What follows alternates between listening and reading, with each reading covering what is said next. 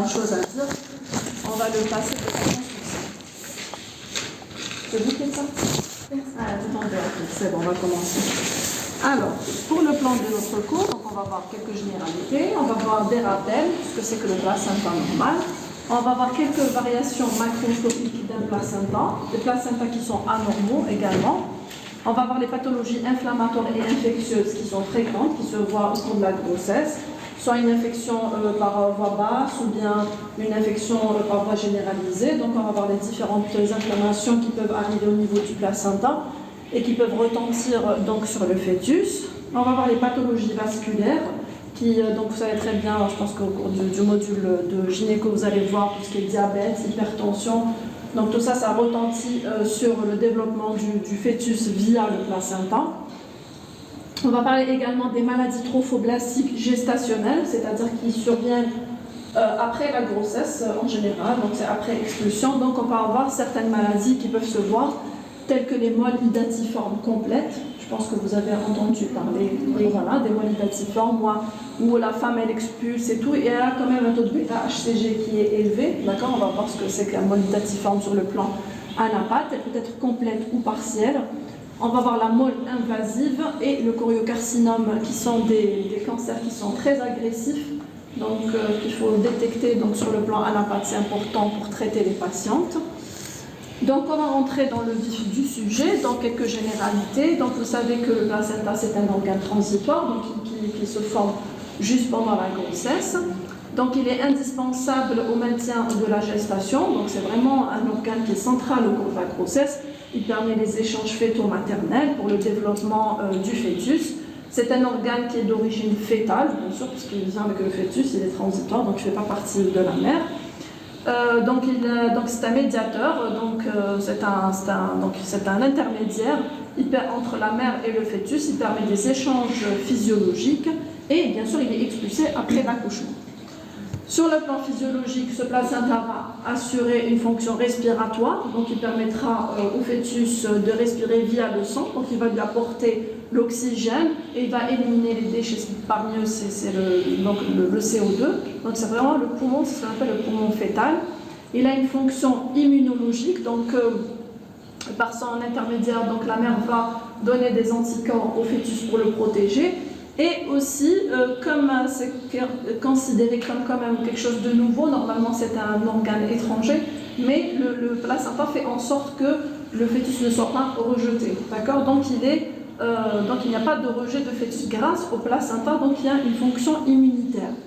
Il a une fonction endocrine parce qu'il sécrète des hormones, et il a une fonction nutritive, donc il permet la nutrition du fœtus, et excrétrice. Donc c'est par son biais que le fœtus élimine ses déchets. D'accord ? Donc voilà, on va faire un rappel anatomique de ce placenta. Donc quand vous voyez le placenta, il a deux faces. On a la face fœtale que l'on voit ici. D'accord ? Ça c'est la face fœtale appelée également plaque choriale. Et on a la face maternelle qu'on va détailler plus loin. Il faut savoir que le placenta pèse environ 1,5 kg, donc 500 grammes. Il constitue 1/6 du poids du nouveau-né.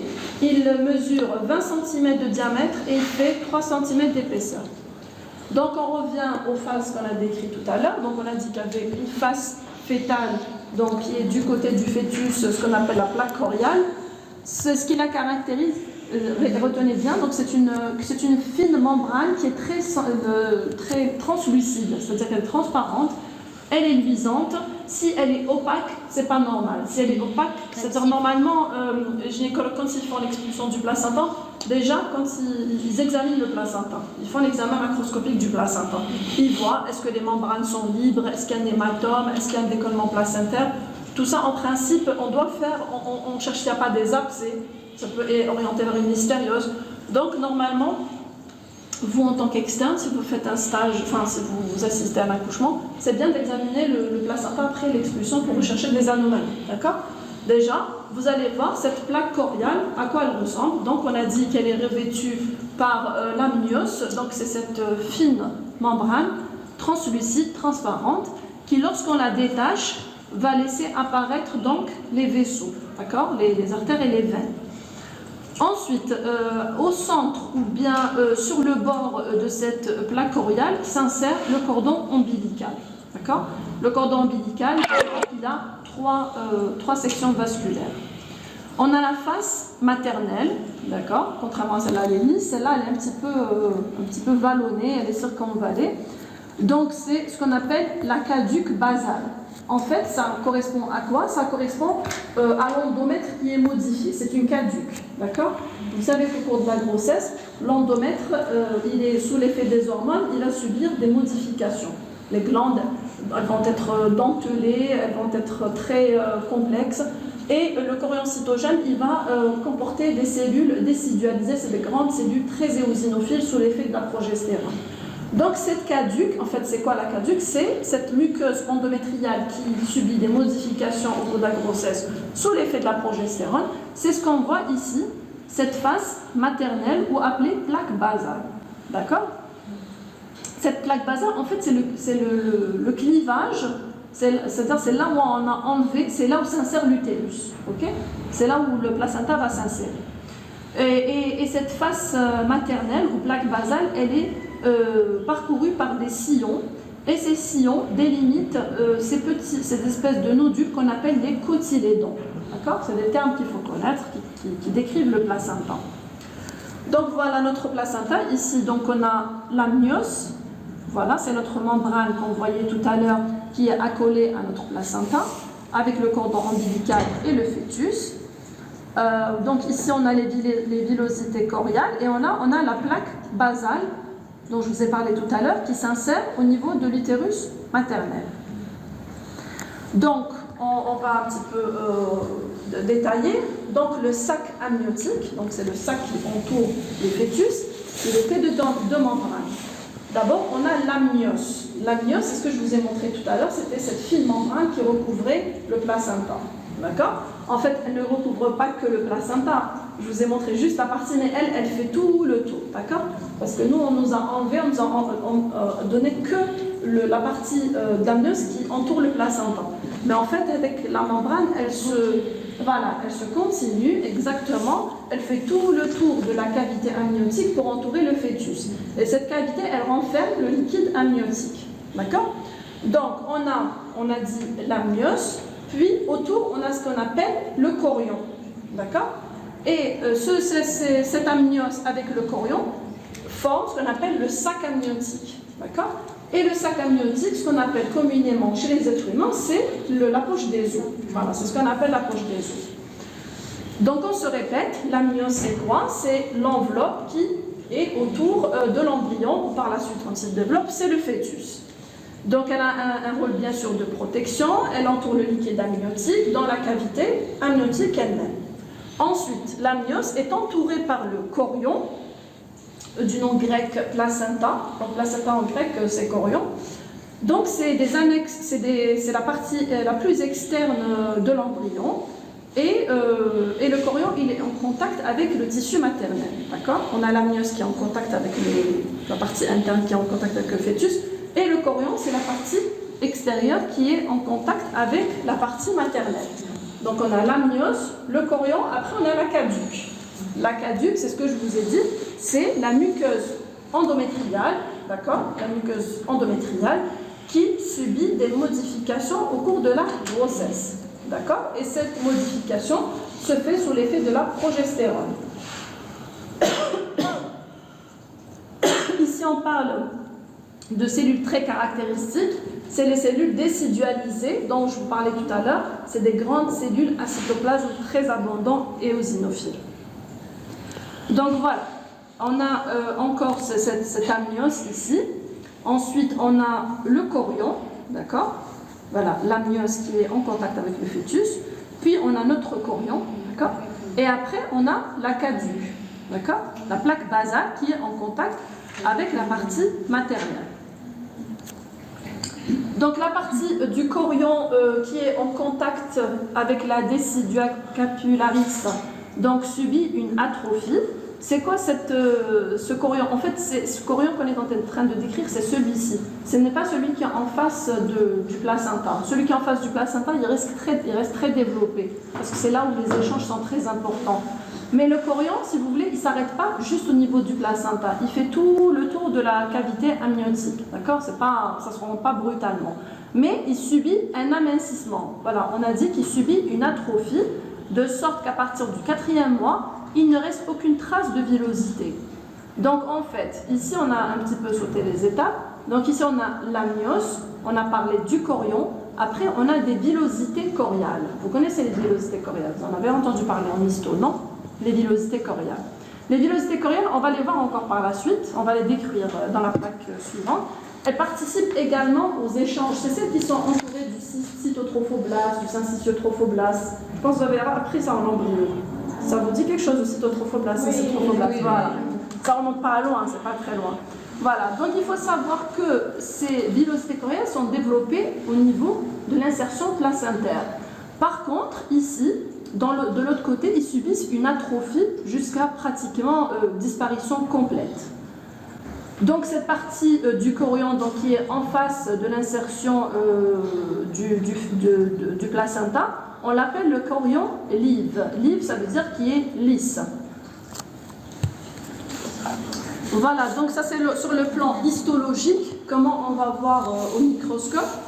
Donc on a cet amnios, d'accord, qui est tapissé par un épithélium qui est cubique simple avec un tissu conjonctif. Et on a cette caduque, comme je vous disais tout à l'heure, elle est faite de ces grandes cellules à cytoplasme abondant et eosinophile. Donc en fait c'est juste une muqueuse endométriale qui a subi des modifications. Donc, alors, la caduque, donc elle est en fonction de là où on est, elle va prendre de différents noms. Donc, alors, on a la caduque basale, donc toujours c'est la muqueuse endométriale qui est modifiée, la caduque basale qui est en face du site d'implantation de l'embryon. On a la caduque ovulaire, c'est celle qui entoure l'embryon. Et on a la caduque pariétale, c'est celle qui tapisse le reste de la cavité utérine. D'accord? Caduque basale au niveau de la zone d'insertion.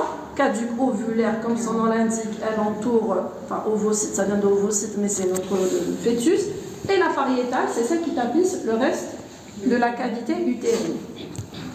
Voilà, ici, donc on a une image histologique de la face maternelle. Donc on a cette caduque décidualisée, donc on a ces grandes cellules à cytoplasme abondant et eosinophile, et on a ici les fameuses villosités choriales qui nous permettent les échanges fœto-maternels. On va voir de plus près, de façon schématique, c'est quoi cette villosité choriale. D'abord, elle a un axe qui est fait de vaisseaux, de macrophages et de mésenchymes villositaires, c'est des cellules étoilées. Cet axe, il est entouré par le cytotrophoblast et le tout est entouré par le syncytiotrophoblast. Et entre chaque villosité, on appelle ça l'espace intervillositaire. D'accord? Voilà, donc ça c'est sur le plan histologique, comment se présentent ces villosités choriales. C'est très important de les connaître parce qu'après on va voir les maladies trophoblastiques qui viennent à partir de ces villosités.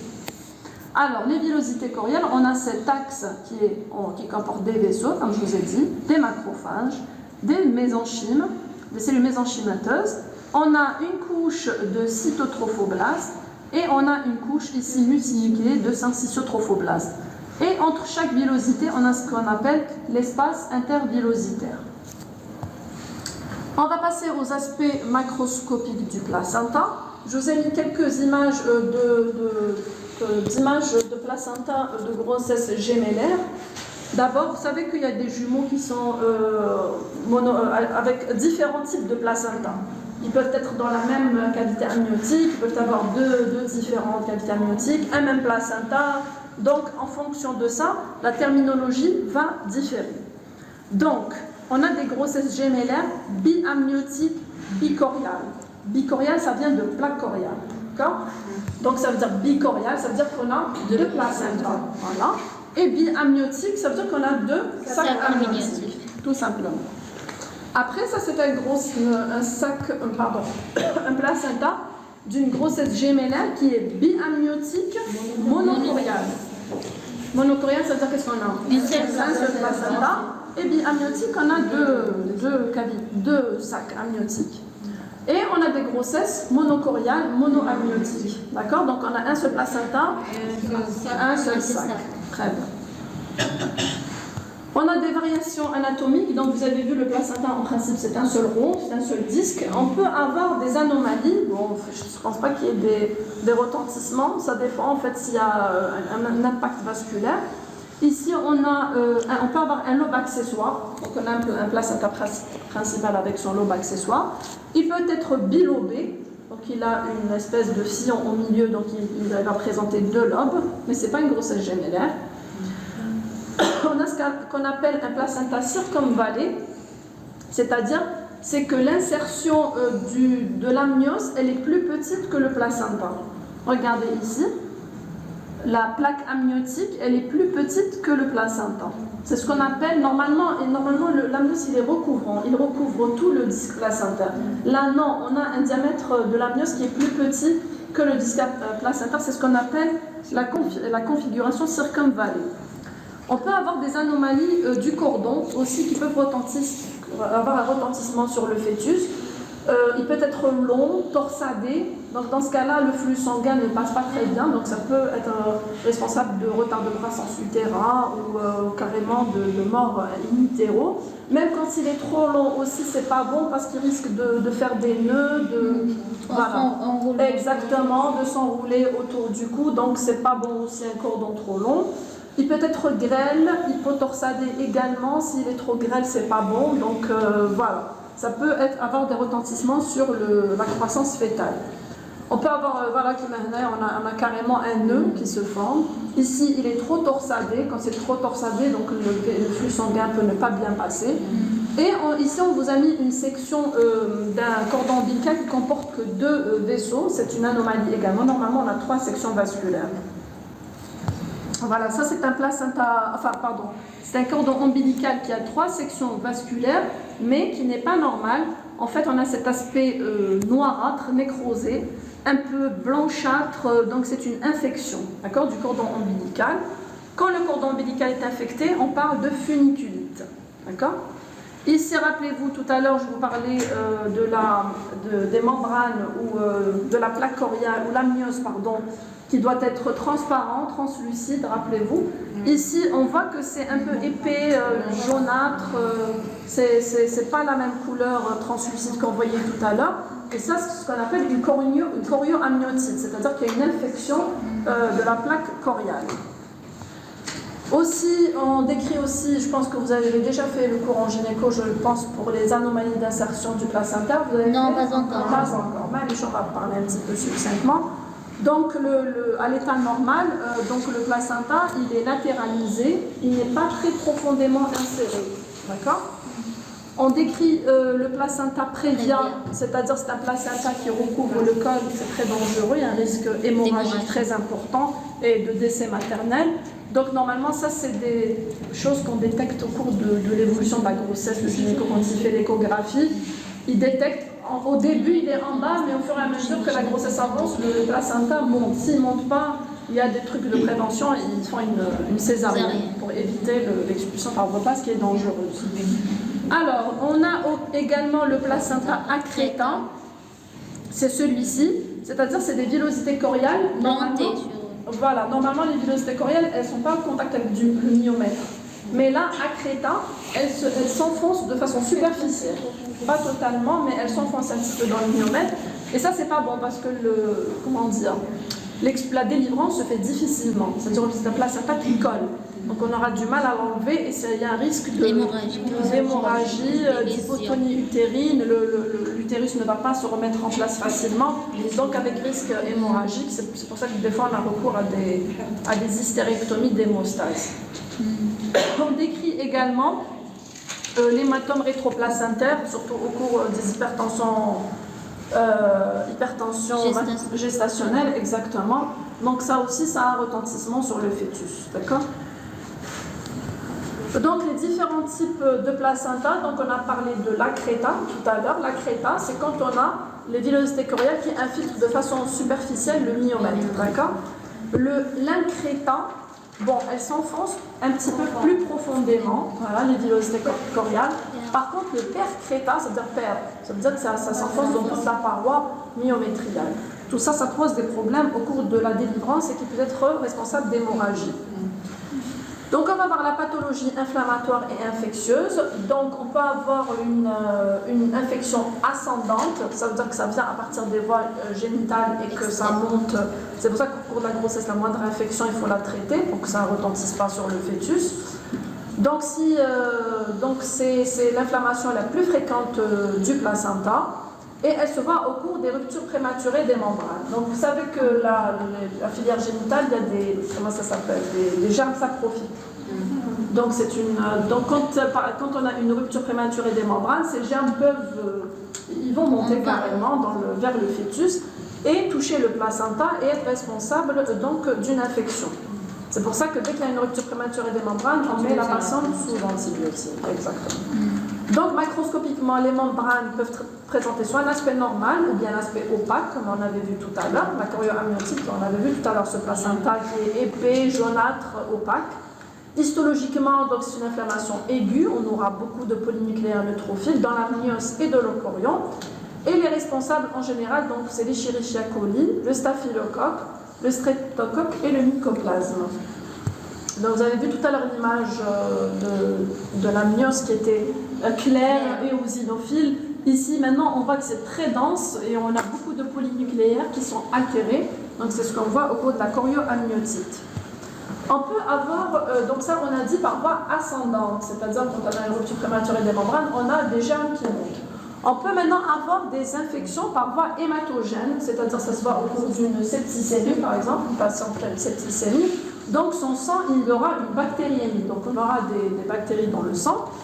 Et donc on aura ici, la bactérie va suivre le système sanguin et va arriver au niveau des villosités coriales. Rappelez-vous qu'on avait des vaisseaux dans l'axe des villosités. Donc ça va être responsable de ce qu'on appelle une vilite. D'accord ? C'est une infection des villosités coriales. Ici, histologiquement, on aura des polynucléaires neutrophiles, des lymphocytes, des plasmocytes, des cellules géantes dans l'axe des villosités coriales. Les responsables qu'on peut trouver, c'est le CMV, les germes, la rubéole, la syphilis, la listériose et la toxoplasmose.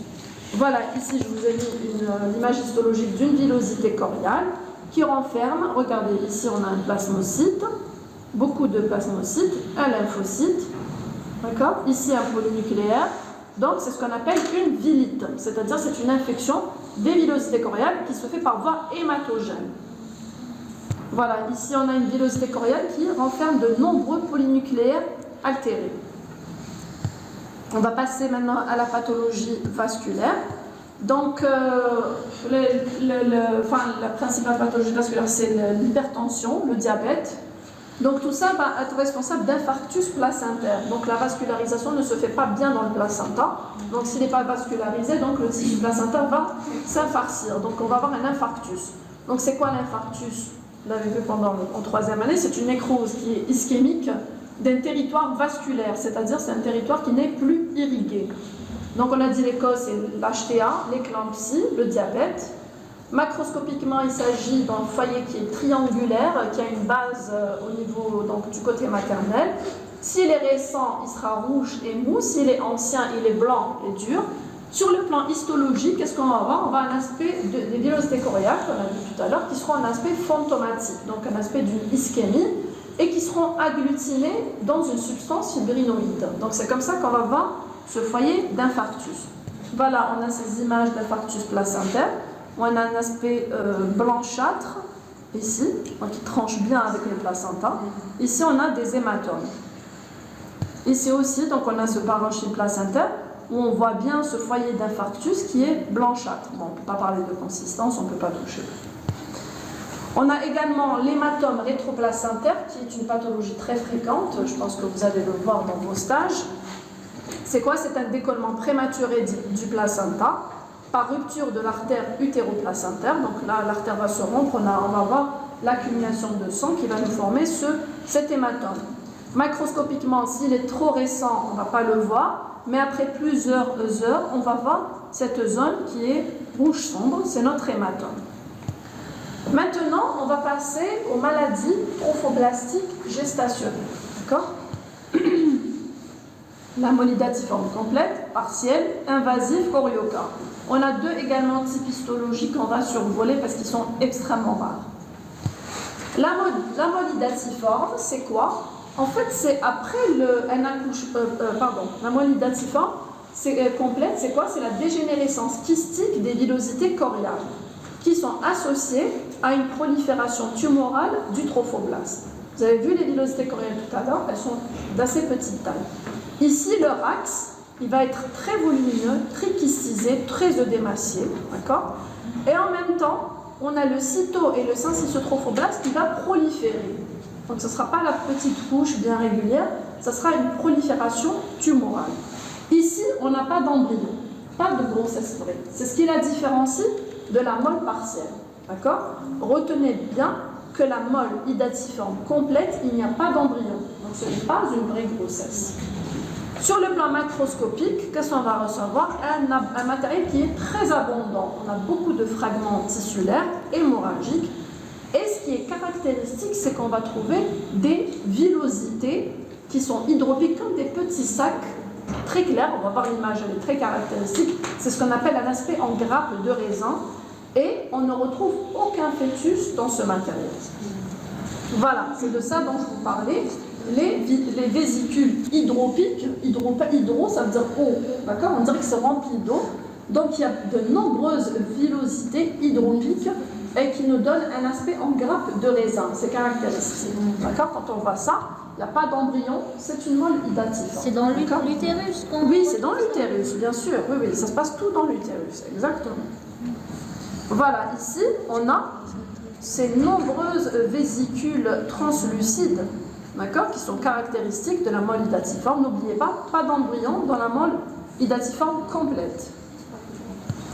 Sur le plan histologique, donc on a dit que les villosités deviennent volumineuses, hydropiques, c'est-à-dire qu'elles sont chargées en œdème, elles sont avasculaires.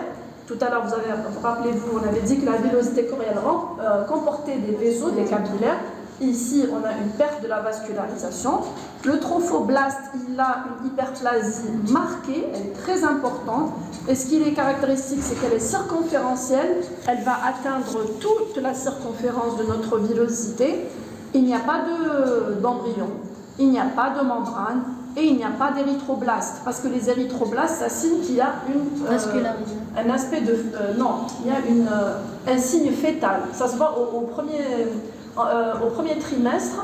Quand on a un embryon, il y a ce qu'on appelle des érythroblastes. C'est des petits globules rouges qui sont immatures. Et quand on les trouve, ça signe qu'il y a une grossesse, les érythroblastes. Sinon, ils n'ont pas lieu d'être dans le corps humain normal. D'accord? C'est-à-dire qu'on n'a pas ces trois éléments, pas d'embryon, pas de membrane, pas d'érythroblaste, qui atteste qu'il n'y a pas de grossesse, qu'il n'y a pas de fœtus. D'accord? Et ça, c'est ce qui fait ça fait partie du diagnostic d'une molle hydatiforme complète, l'absence d'embryon. Donc, je vous montre les villosités. Oui, pardon. S'il n'y a pas d'embryon, d'où vient les trophoblastes? Alors ça, c'est des anomalies génétiques, hein, c'est des mutations qui arrivent, comme ça, c'est comme tous les cancers. On n'a pas toujours les explications, d'accord? C'est des mutations qui arrivent et qui donnent ce genre de pathologie. Donc nos villosités, elles deviennent très volumineuses. Rappelez-vous, tout à l'heure, elles étaient, si vous voulez, je peux vous montrer une villosité normale. Regardez bien comment elles sont là. Et regardez tout à l'heure, la villosité normale. Bon, ici, elle est plus ou moins normale. Voilà. Vous avez vu ici, elle est petite, elle est très cellulaire, d'accord? Alors que dans la molle hydatiforme, elle est très volumineuse. On a une espèce de kyste à l'intérieur, c'est ce qu'on appelle une citerne. C'est avasculaire, donc on n'a plus de structure vasculaire à l'intérieur. Et on a une hyperplasie qui est marquée et circonférentielle du syncytio et du cytotrophoblaste. D'accord? C'est ce qui caractérise la molle hydatiforme complète.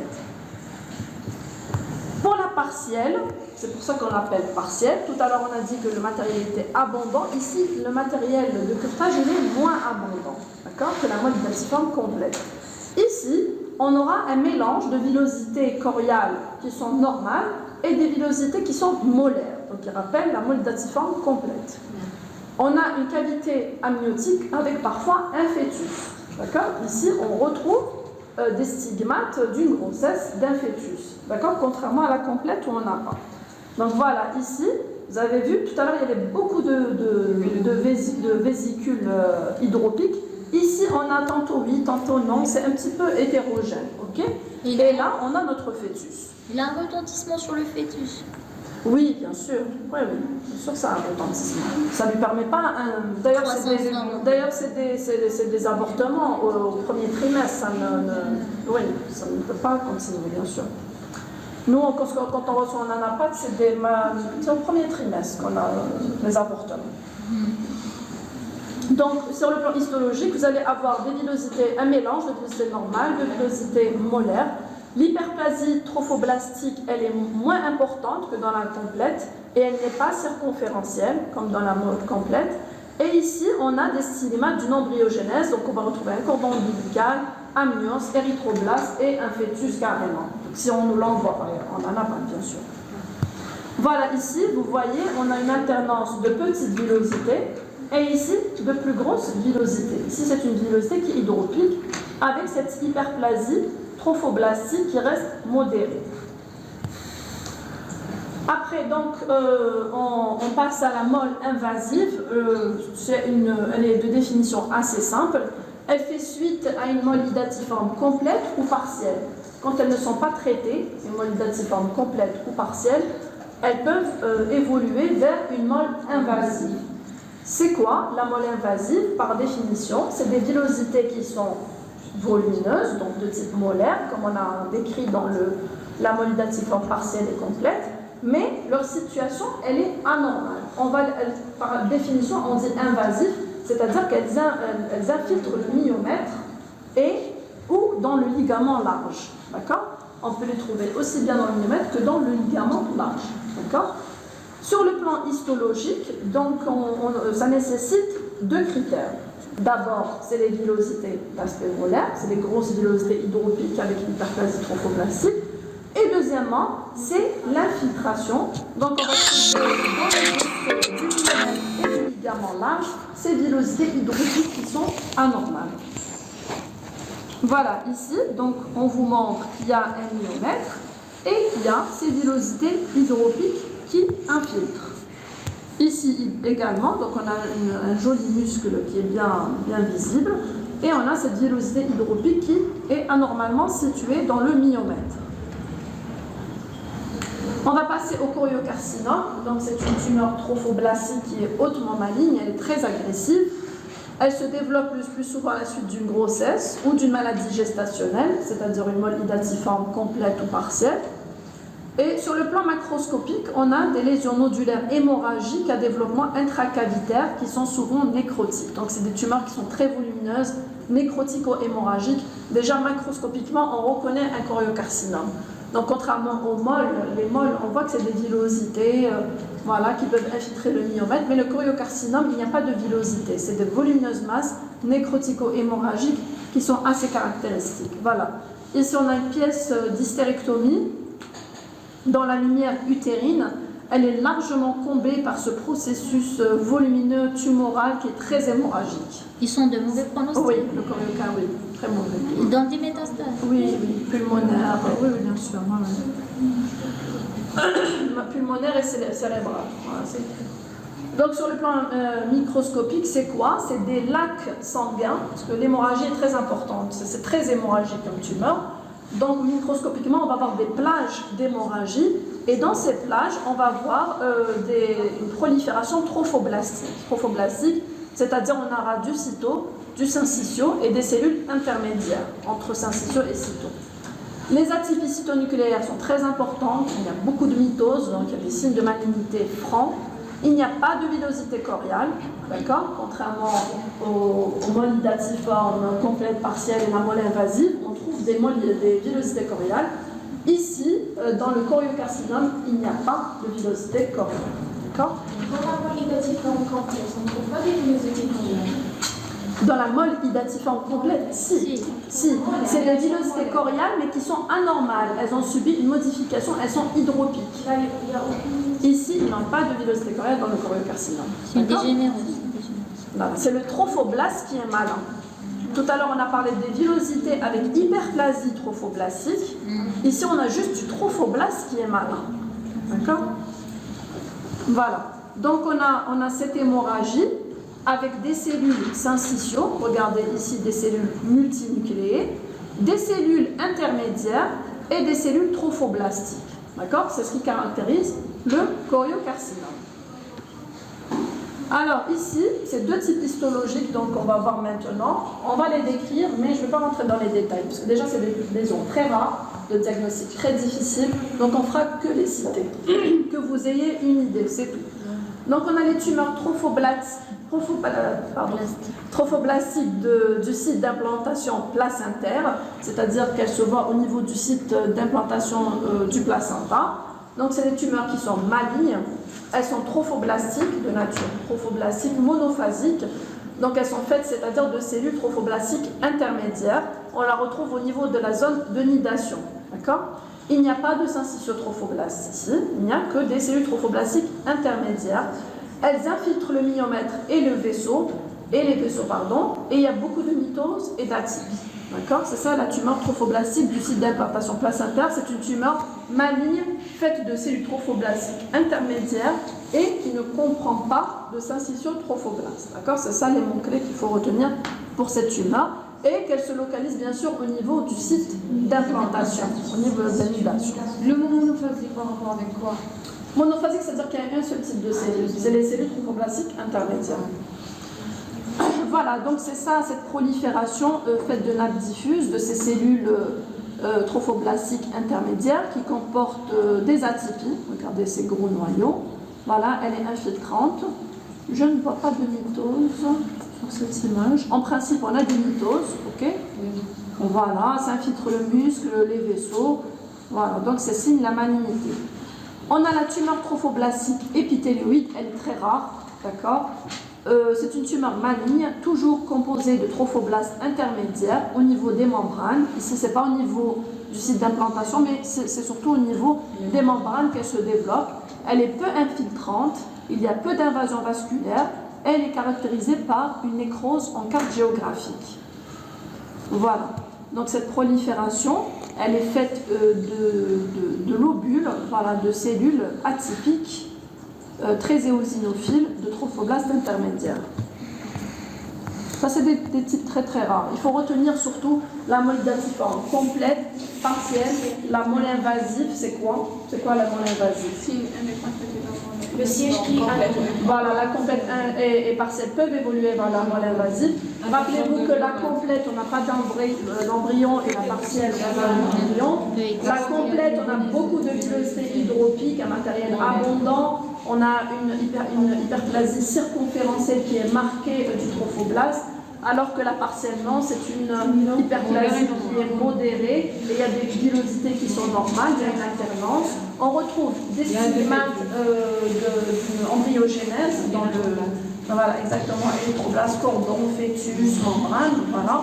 La moelle invasive, il faut connaître la définition, c'est-à-dire, non, on a un deuxième cours, hein, mais ça, c'est peut-être il y a la pathologie. Moi, je résume, j'aime bien résumer d'un cours, mais ça pour celui qui n'est pas intéressé, il peut sortir, je ne vous oblige pas. Donc, où est-ce qu'on en était? La moelle invasive. C'est une molle, en fait, qui est faite de villosités hydropiques, mais qui est, comme son nom l'indique, elles infiltrent les vaisseaux du myomètre et du ligament large. Après le choriocarcinome, on a dit que c'était une prolifération trophoblastique maligne où on n'avait pas de villosité coriale. D'accord, c'est ça l'essentiel, je pense. Oui. Le mot idatiforme, la ceinture en veine. La complète, elle est agressive. La partielle, non. En fait, c'est pas agressif. Par contre, voilà, c'est ça le problème. On a dit que la molle invasive peut faire suite à une molle complète ou partielle. Donc, si on ne les traite pas, ça peut aller vers la moelle. C'est-à-dire les villosités hydropiques, elles peuvent après infiltrer le myomètre, et là, c'est péjoratif. Quand elle devient invasive, c'est de mauvais pronostic.